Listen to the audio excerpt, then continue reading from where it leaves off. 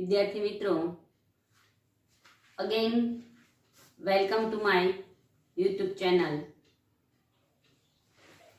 આપણે જુદા જુદા વિડીયો દ્વારા જુદા જુદા પાઠ, જુદા જુદા વ્યાકરણના ટોપિક્સ શીખ્યા છીએ. આજે આપણે નવો ટોપિક શરૂ કરવા જઈ રહ્યા છીએ અને એ ટોપિક છે change the voice. A topic છે ચેન્જ ધ વોઇસ.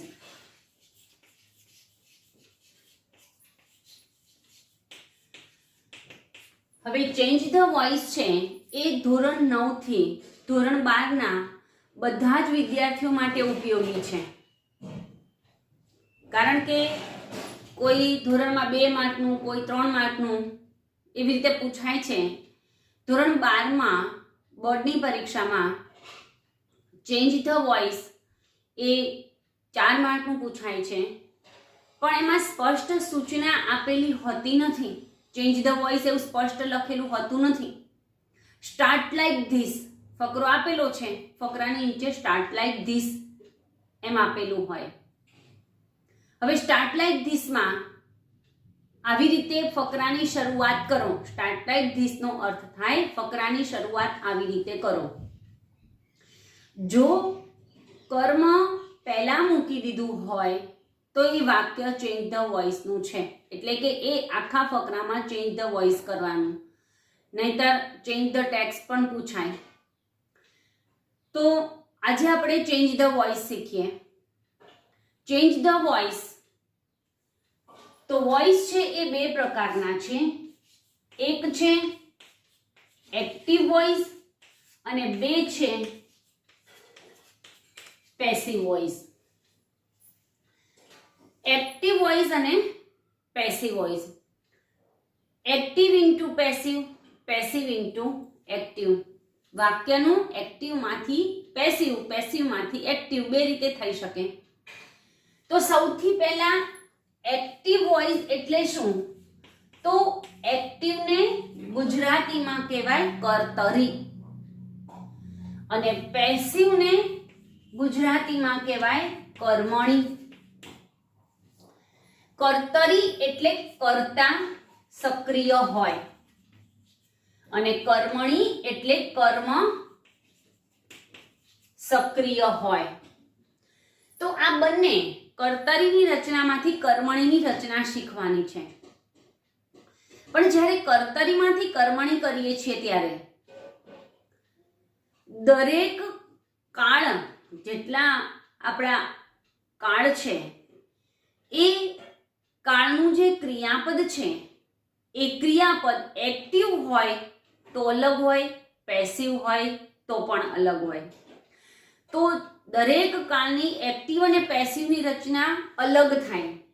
જો તમને એક્ટિવ પેસિવની રચનાનો કાળનો કોન્સેપ્ટ ન હોય તો કર્તરી અને કર્મણી એટલે કે એક્ટિવ અને પેસિવ સમજવામાં તકલીફ પડે. તો સૌથી પહેલા આપણે કાળનો પરિચય મેળવી લઈએ અને પછી એક્ટિવ પેસિવ જોઈએ.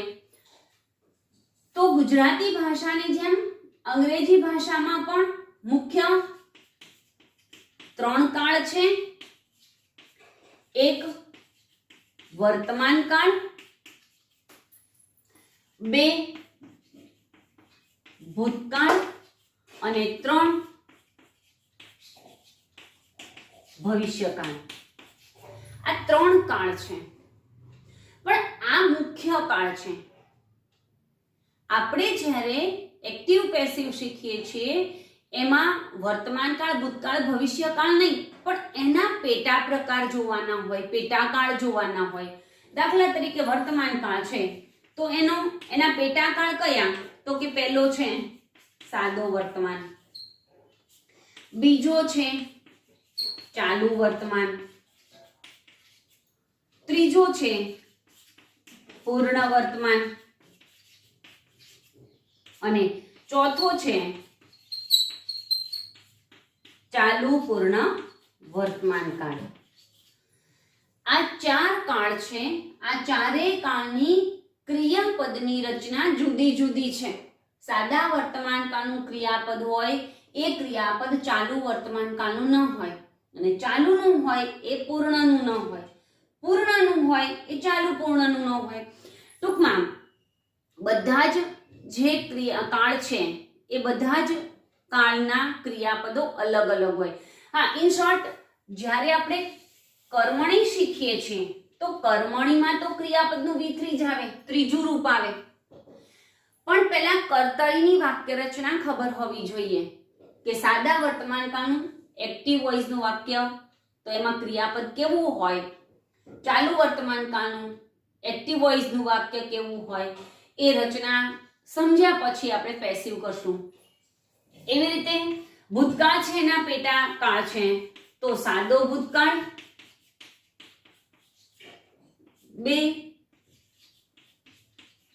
ચાલુ ભૂતકાળ, પૂર્ણ ભૂતકાળ અને ચાલુ પૂર્ણ ભૂતકાળ.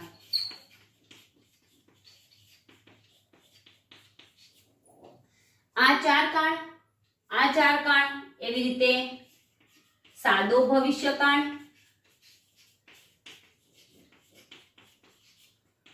ચાલુ ભવિષ્યકાળ,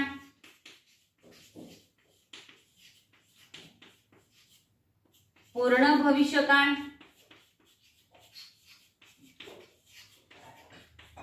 અને ચાલુ પૂર્ણ ભવિષ્યકાળ.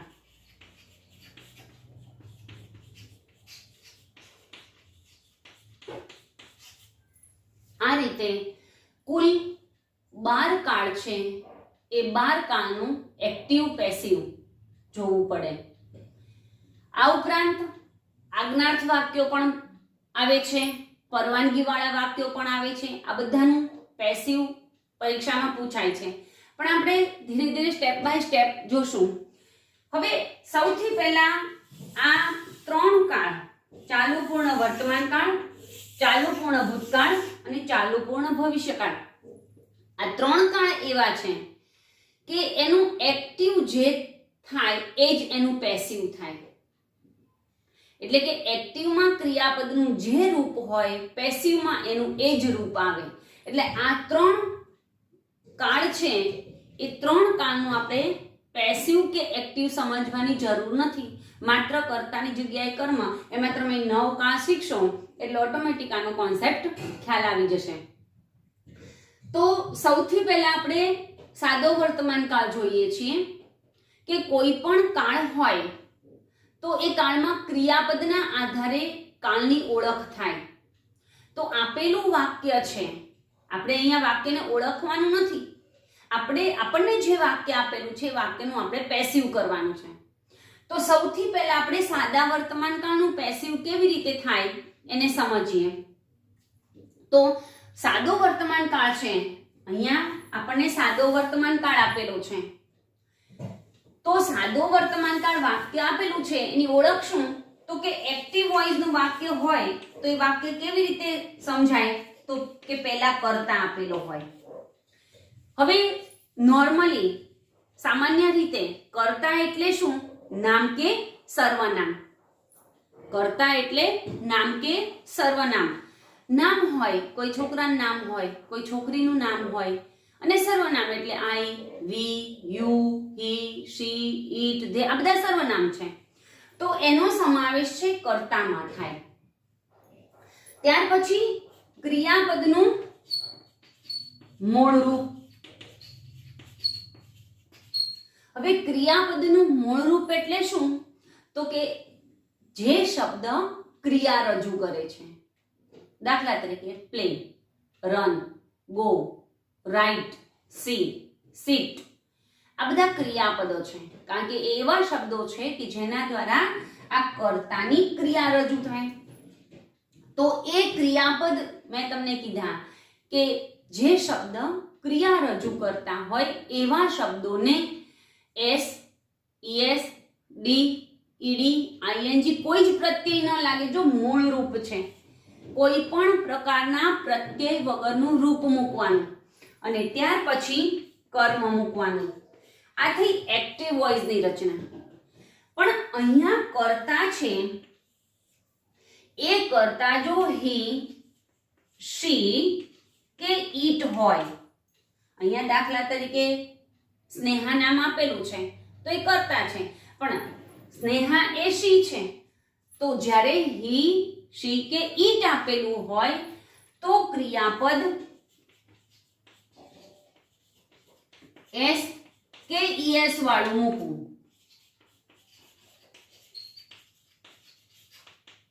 આપણને કોઈ વાક્ય આપેલું છે, એ વાક્ય જો આ રચના પણ વર્તમાન કાળ સાદા વર્તમાન કાળની છે, આ પણ સાદા વર્તમાન કાળની છે, ફેર એટલો છે કે અહીંયા જે કર્તા આપેલો છે એ કર્તામાં હી શી કે ઈટ આપેલું હોય, એટલે કે કોઈ છોકરાનું નામ હોય, કોઈ છોકરીનું નામ હોય કે કોઈ ઈટ, દાખલા તરીકે ચેર, ટેબલ, ડોર, વિન્ડો, આ બધા ઈટ છે.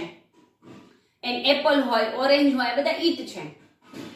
તો વાક્યની શરૂઆત હી શી કે ઈટ થી થતી હોય તો અહીં મૂળ રૂપ નહીં મૂકવાનું, તો એસ કે એસ વાળું મૂકવાનું. પણ હી શી ઈટ સિવાય હોય, દાખલા તરીકે આઈ, વી, યુ, ધે, આ બધા હોય તો મૂળ રૂપ મૂકવાનું. આ માત્ર સાદા વર્તમાન કાળની જ રચના છે, પણ અહીંયા હી શી ઈટ સિવાય મૂળ રૂપ મૂકવાનું. હી શી ઈટ હોય તો એસ કે ઈએસ. હવે આ રચના તમારે વાક્યમાં મૂકવાની નથી, તમારે રેકોગ્નાઇઝ એટલે કે વાક્ય ઓળખવાનું છે કે સાદા વર્તમાન કાળનું વાક્ય હોય તો એનું પેસિવ તમને રચના હું સમજાવું, પણ તમને સૌથી પહેલા સાદા વર્તમાન કાળના વાક્યની ઓળખ હોવી જોઈએ. તો આની ઓળખ છે. હવે સાદા વર્તમાન કાળનું આપણે પેસિવ કરવું હોય તો શું કરવાનું એ જોઈએ. તો સૌથી પહેલા કોઈ પણ વાક્યનું પેસિવ કરીએ ત્યારે સાદો વર્તમાન કાળ છે તો સાદા વર્તમાન કાળનું આપણે પેસિવ કરીએ, પણ પહેલા સાદા વર્તમાન કાળની રચના આપણે જોઈ. દાખલા તરીકે આઈ છે, I run, we run, you run, you run. પણ અહીંયા હી રન્સ આવશે, કારણ કે હી શી ઈટ હોય તો એસ કે ઈએસ વાળું ક્રિયાપદ આવે. હી રન્સ, શી રન્સ, ઈટ રન્સ અને ધે રન. તો જ્યારે હી શી ઈટ સિવાયના કર્તા સાથે ક્રિયાપદનું મૂળ રૂપ આપેલું હોય તો એ સાદા વર્તમાન કાળની રચના છે. હવે સાદા વર્તમાન કાળની રચનાનું પેસિવ કેવી રીતે કરાય એ સમજીએ.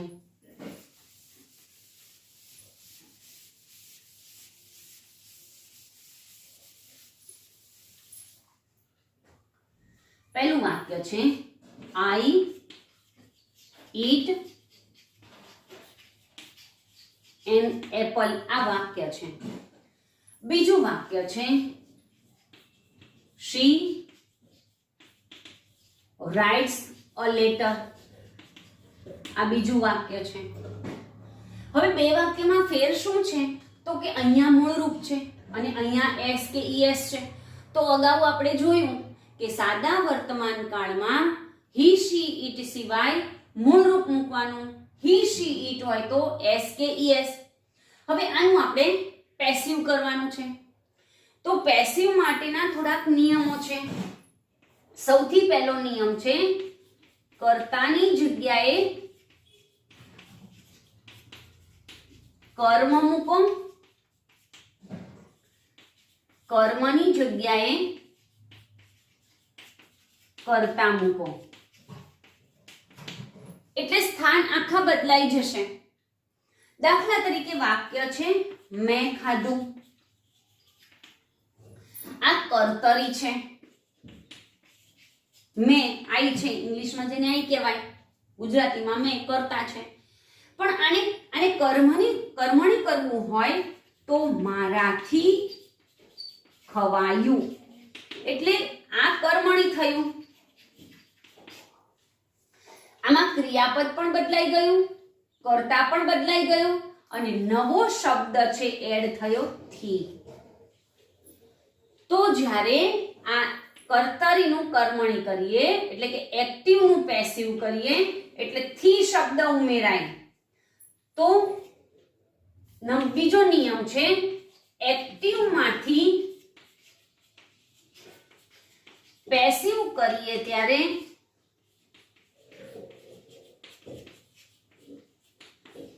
બાય લખવું, કારણ કે થી અથવા મારા દ્વારા ખવાયું અથવા મારાથી ખવાયું, તો થી અને દ્વારા માટે અંગ્રેજીમાં શબ્દ છે બાય. તો સૌથી પહેલા આ ક્રિયાપદ છે એમાં બદલાવ આવ્યો અને કર્તામાં પણ બદલાવ આવ્યો, એટલે એનો એક નિયમ થયો, કર્તાની જગ્યાએ કર્મ, કર્મની જગ્યાએ કર્તા મૂકો. નંબર 2, એક્ટિવ માંથી પેસિવ કરીએ ત્યારે બાય મૂકવાનું. હવે અહીંયા ગુજરાતી ભાષામાં ખાધું હતું એનું ખવાયું થયું એટલે ક્રિયાપદ બદલાઈ ગયું. તો એવી રીતે અંગ્રેજીમાં પણ એક્ટિવ માંથી પેસિવ કરીએ ત્યારે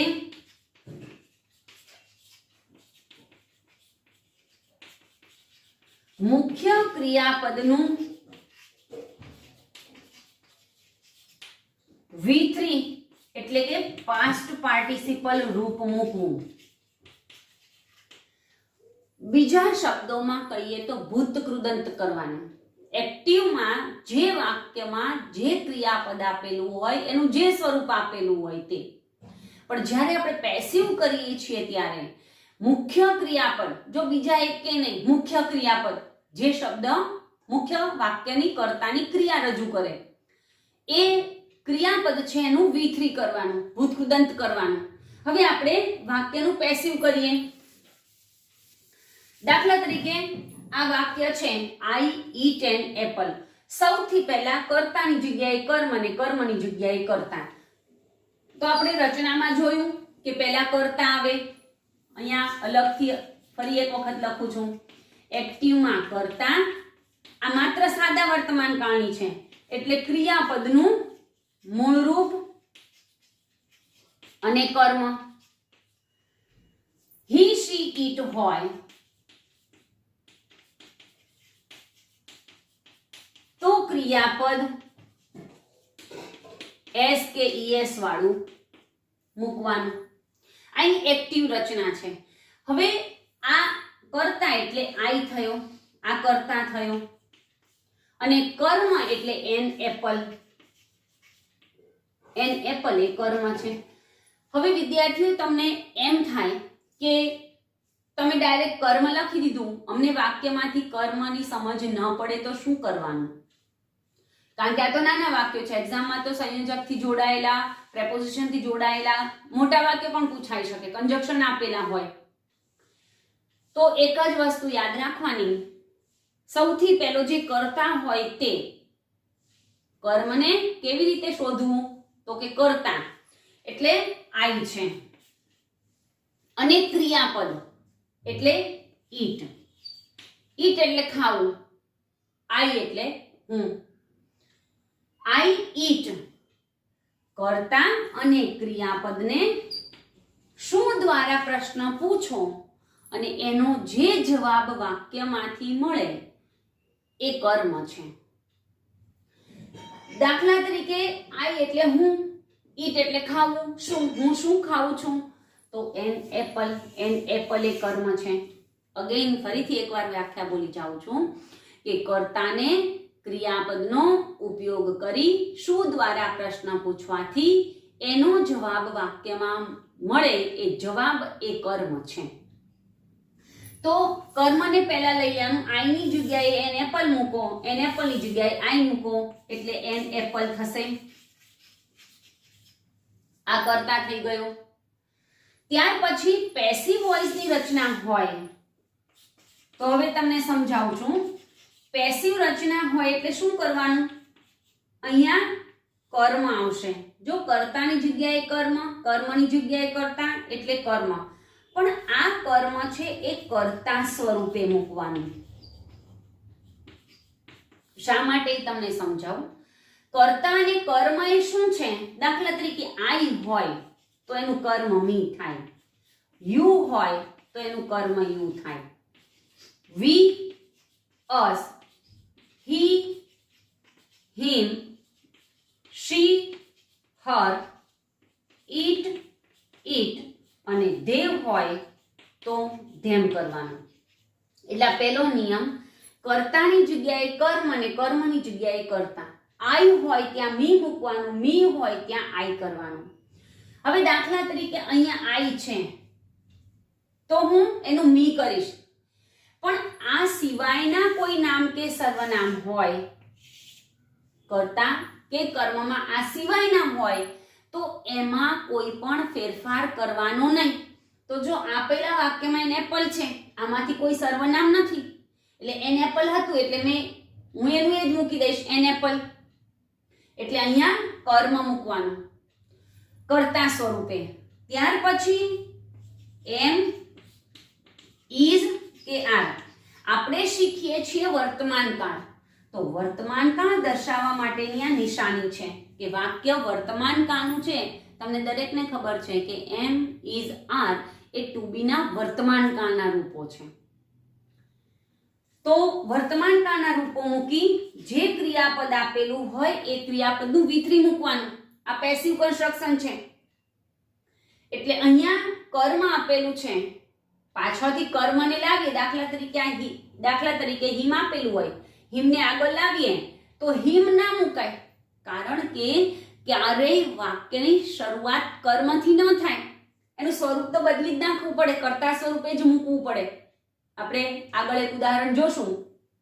તો કર્મ મૂકવાનું કર્તા સ્વરૂપે am, is, are plus V3 plus by, અને ત્યાર પછી અહીંયા કર્તાને મૂકી દેવાનું, પણ એ કર્મ સ્વરૂપે મૂકવાનું.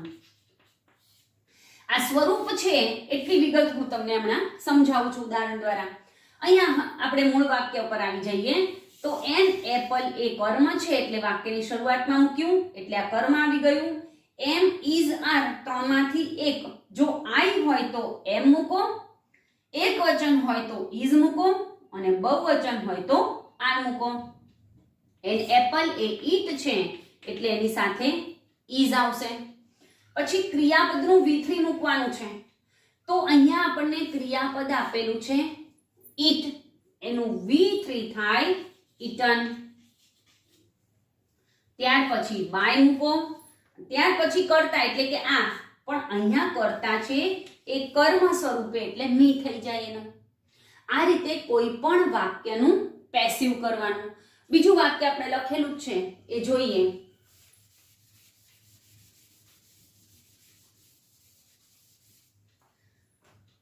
શી કર્તા છે, રાઇટ્સ ક્રિયાપદ છે, અને આ કર્મ છે. તો કર્મ કરીએ એટલે અ લેટર પહેલા આવે. એક આ બાબતનું પણ ધ્યાન રાખજો. કર્તાની જગ્યાએ કર્મ મૂકીએ છીએ એટલે એ કર્મ પહેલા લઈએ એટલે એનો પહેલો અક્ષર કેપિટલ આવે. તો અ લેટર. હવે અ લેટર એ ઈટ છે એટલે એની સાથે ઇઝ આવશે. તો અ લેટર ઇઝ એટલે અહીંયા કર્તા સ્વરૂપ એમ, ઇઝ, આર માંથી ઇઝ લીધું, પછી V3. તો આપણને જે ક્રિયાપદ આપેલું છે એનું V3 થાય રિટર્ન. તો અ લેટર ઇઝ રિટર્ન, પછી બાય મૂકવાનું છે, અને આ શી છે કર્તા એનું કર્મ કરી દો એટલે હર થાય. હવે દાખલા તરીકે આ શી છે, જો મેં અહીંયા લખાયું છે કે કર્મ સ્વરૂપ કરવાનું. તો શી છે, અહીંયા હું દાખલા તરીકે શી મૂકું તો એ મૂકી શકાય નહીં, કારણ કે વાક્યના અંતે કર્તા ન આવે અને વાક્યની શરૂઆતમાં કર્મ ન આવે, એટલે સ્વરૂપ બદલવાના, કર્મને આગળ લઈ જવાનું. દાખલા તરીકે હાલો એક એવું ઉદાહરણ જોઈએ.